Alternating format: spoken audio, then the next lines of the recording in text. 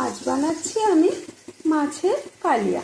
প্রথমে মাছটাকে ভেজে রেখেছি, তারপর আলুটাকে ভেজে রেখেছি, তারপর মশলা বানাচ্ছি। এরপর আমি দইটা দিয়ে দিলাম। মাছের কালিয়া বানাতে দইটা লাগে। মশলা রেডি করছি, এই যে মশলা।